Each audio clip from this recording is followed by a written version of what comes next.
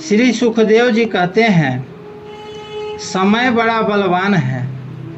ज्यों ज्यों घोर कलयुग आता जाएगा, त्यों त्यों उत्तरोत्तर धर्म, सत्य, पवित्रता, क्षमा, दया, आयु, बल और स्मरण शक्ति का लोप होता जाएगा। कलयुग में जिसके पास धन होगा उसके लोग कुलीन, सदाचारी और सद्गुणी मानेंगे। जिसके हाथ में शक्ति होगी वही धर्म और न्याय की व्यवस्था अपने अनुकूल करा सकेगा।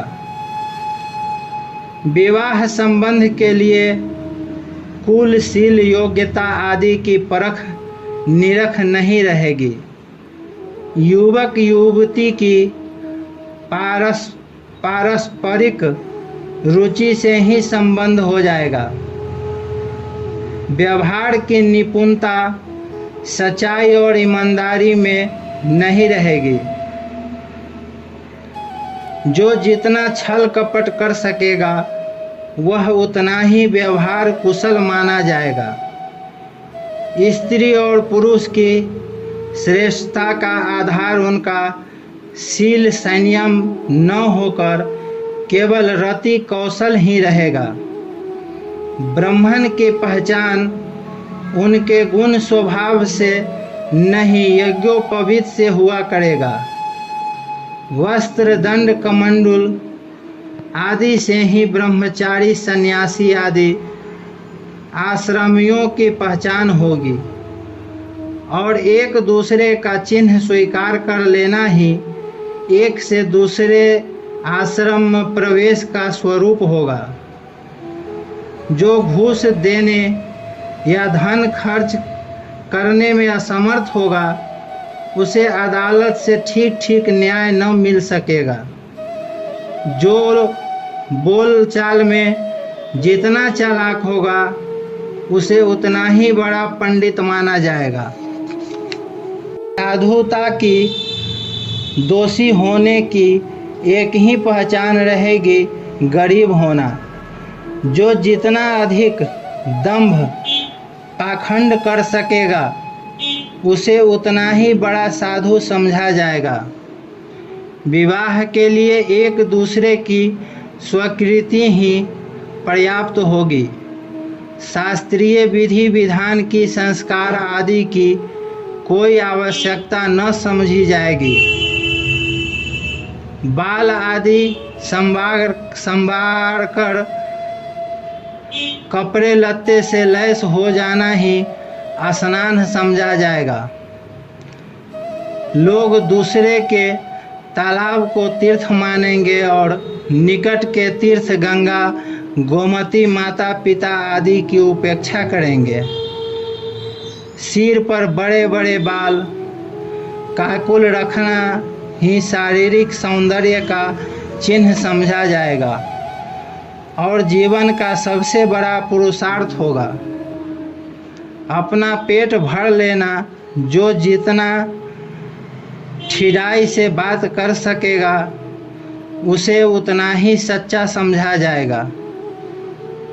योग्यता, चतुराई का सबसे बड़ा लक्षण यह होगा कि मनुष्य अपने कुटुंब का पालन कर ले। धर्म का सेवन यश के लिए किया जाएगा। इस प्रकार जब सारी पृथ्वी पर दुष्टों का बोलबाला हो जाएगा तब राजा होने का कोई नियम न रहेगा। ब्राह्मण, क्षत्रिय, वैश्य अथवा शूद्रों में जो बलि होगा वही राजा बनेगा। उस समय के नीच राजा अत्यंत निर्दय एवं क्रूर होंगे। लोभी तो इतने होंगे कि उनमें और लुटेरों में कोई अंतर न किया जा सकेगा।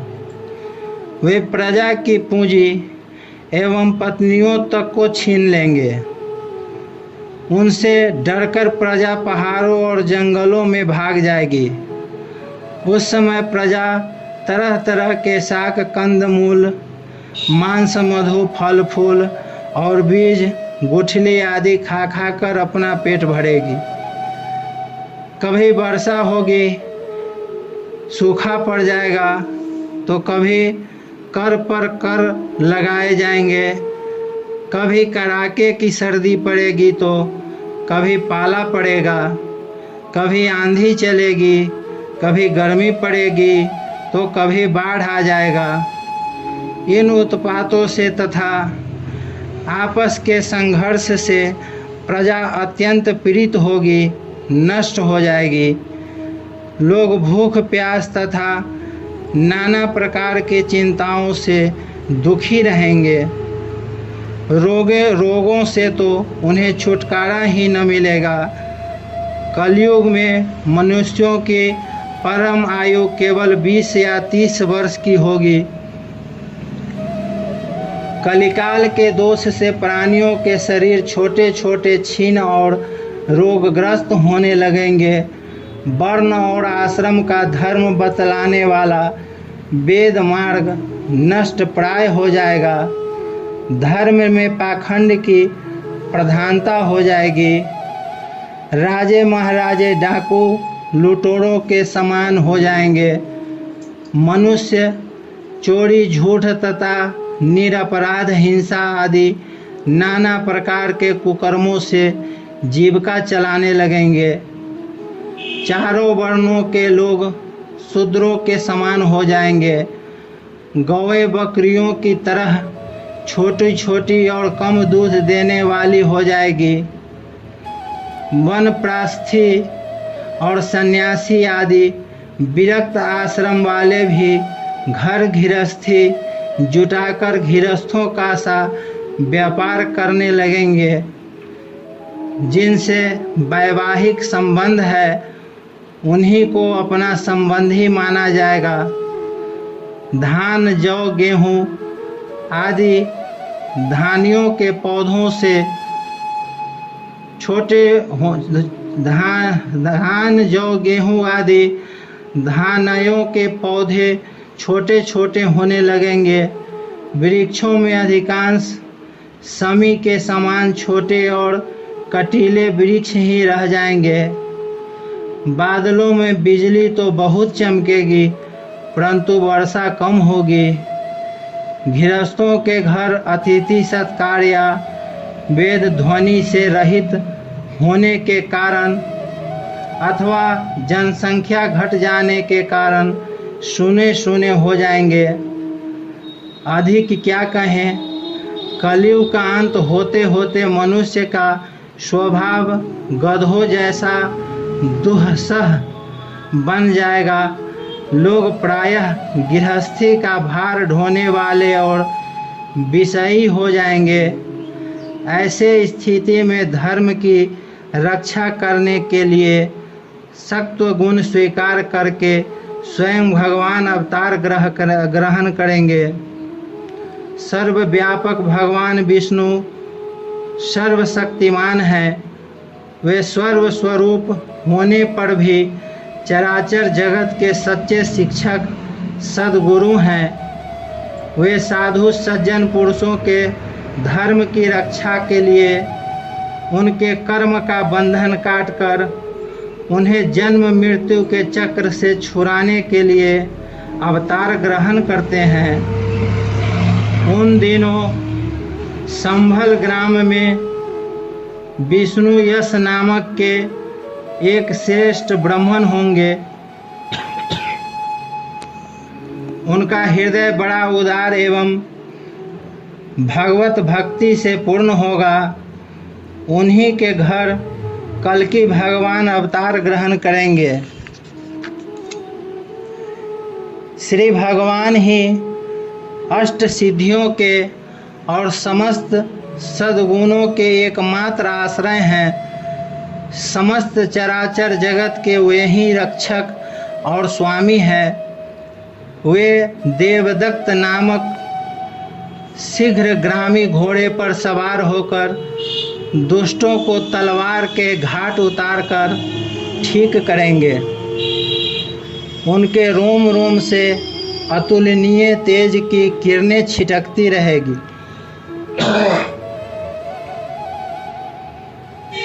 वे अपने शीघ्रगामी घोड़े से पृथ्वी पर सर्वत्र विचरण करेंगे और राजा के भेष में छिपकर रहने वाले कोटि कोटि डाकुओं का संहार करेंगे। जब सब डाकुओं का संहार हो चुकेगा तब नगर की ओर और देश की सारी प्रजा हृदय पवित्रता से भर जाएगा, क्योंकि भगवान कल्कि के शरीर में लगे हुए अंगराग का स्पर्श पाकर अत्यंत पवित्र हुई वायु उनका स्पर्श करेगी और उस प्रकार वे भगवान के श्री विग्रह की दिव्य गंध प्राप्त कर सकेंगे। उनके पवित्र हृदयों में सत्व मूर्ति भगवान वासुदेव विराजमान होंगे और फिर उनकी संतान पहले की भांति हिष्ट पुष्ट और बलवान होने लगेंगी। प्रजा के नयन मनोहारी हरि की धर्म के रक्षक और स्वामी हैं। वे ही भगवान सब कल्कि के रूप में अवतार ग्रहण करेंगे। वही भगवान जब कल्कि के रूप में अवतार ग्रहण करेंगे उसी समय सत्य युग का प्रारंभ हो जाएगा और प्रजा की संतान परंपरा स्वयं ही सत्व गुण से युक्त हो जाएगी। जिस समय चंद्रमा, सूर्य और बृहस्पति एक ही समय एक ही साथ पुष्य नक्षत्र के प्रथम पल में प्रवेश करेंगे, एक राशि पर आते हैं, उसी समय सतयुग का प्रारंभ होता है। चंद्र वंश और सूर्य वंश में जितने राजा हो गए हैं या होंगे उन सब का मैंने संक्षेप से वर्णन कर दिया। तुम्हारे जन्म से लेकर राजा नंद के अभिषेक तक 1115 वर्ष का समय लगेगा। जिस समय आकाश में सप्त ऋषियों का उदय होता है उस समय पहले उसमें से दो ही तारे दिखाई पड़ते हैं। उनके बीच में दक्षिणोत्तर रेखा पर समभाग में अश्वनी आदि नक्षत्रों में से एक नक्षत्र दिखाई पड़ता है। उस नक्षत्र के साथ सप्त ऋषिगण मनुष्यों की गणना से 100 वर्ष तक रहते हैं। वे तुम्हारे जन्म के समय और उस समय की माघ नक्षत्र पर स्थित हैं। स्वयं सर्वव्यापक सर्वशक्तिमान भगवान ही शुद्ध सत्वमय विग्रह के साथ श्री कृष्ण के रूप में प्रकट हुए थे। वे जिस समय अपनी लीला संवरण करके परम धाम को पधार गए उसी समय कलयुग ने संसार में प्रवेश किया। उसी के कारण मनुष्य की मति गति पाप की ओर लुढ़क गई। जब तक लक्ष्मीपति भगवान श्री कृष्ण अपने चरण कमलों से पृथ्वी का स्पर्श करते रहे तब तक कलयुग पृथ्वी पर अपना पैर न जमा सका।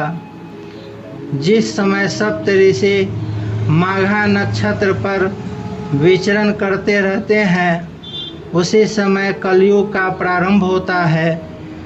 कलयुग की आयु देवताओं की वर्ष गणना से 1200 वर्ष की अर्थात मनुष्य की गणना से के अनुसार 4,32,000 वर्ष की है।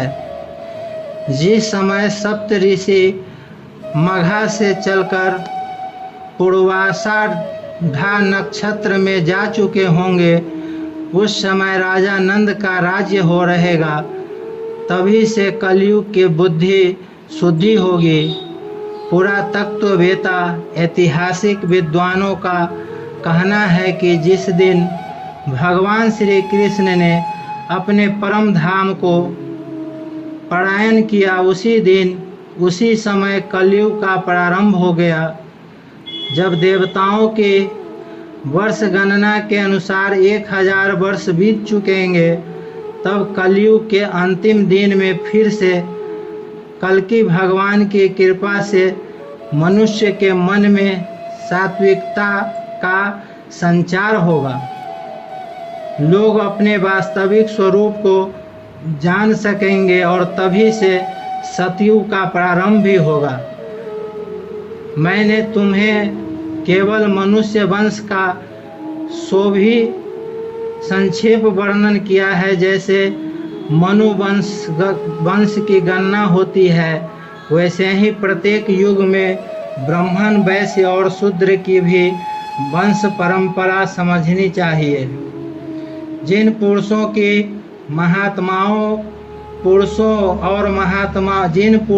और महात्माओं का वर्णन मैंने तुम्हें किया है, वह केवल नाम से ही उनकी पहचान होती है। अब वे नहीं हैं, केवल उनकी कथा रह गई है। अब उनकी कीर्ति ही पृथ्वी पर जहाँ तहाँ सुनने को मिलती है। भीष्म पितामह के पिता राजा शांतनु के भाई देवापि और इक्ष्वाकु वंशी मरु इस समय कलाप ग्राम में स्थित हैं। वे बहुत बड़े योग बल से युक्त हैं। कलयुग के अंत में कल्कि भगवान की आज्ञा से फिर यहाँ आएंगे और पहले की भांति ही वर्णाश्रम धर्म का विस्तार करेंगे। सतयुग, त्रेता, द्वापर और कलयुग, ये ही 4 युग हैं। ये पूर्वोक्त क्रम में के अनुसार अपने अपने समय में पृथ्वी के प्राणियों पर अपना प्रभाव दिखाते रहते हैं। तुमसे जिन राजाओं का वर्णन किया है, वे सब और उनके अतिरिक्त दूसरे राजा भी इस पृथ्वी को मेरी करते रहे, परंतु अंत में मरकर धूल में मिल गए। इस शरीर को भले ही कोई राजा कह ले, परंतु अंत में यह कड़ी विष्ठा अथवा राख के रूप में ही परिणित होगा, राख ही होकर रहेगा। इसी शरीर के या इसके संबंधियों के लिए जो किसी भी प्राणी को सताता है, वह न तो अपना स्वार्थ जानता है और न तो परामर्थ, क्योंकि प्राणियों को सताना तो नरक का द्वार है। वे लोग यही सोचा करते हैं कि मेरे दादा परदादा इस अखंड भूमंडल का शासन करते थे, अब यह मेरे अधीन किस प्रकार रहे और मेरे बाद मेरे बेटे पोते, मेरे वंशज किस प्रकार इसका उपभोग करें। वे मूर्ख इस आग, पानी और मिट्टी के शरीर को अपना आपा मान बैठते हैं और बड़े अभिमान के साथ डींग हाँकते हैं कि यह पृथ्वी मेरी है। अंत में वे शरीर और पृथ्वी दोनों को छोड़कर स्वयं ही अदृश्य हो जाते हैं। जो नरपति बड़े उत्साह और बल पौरुष से इस पृथ्वी के उपभोग में लगे रहे, उन सब को काल ने अपने विकराल गाल में धर दबोचा। अब केवल इतिहास में उनकी कहानी ही शेष रह गई है। जय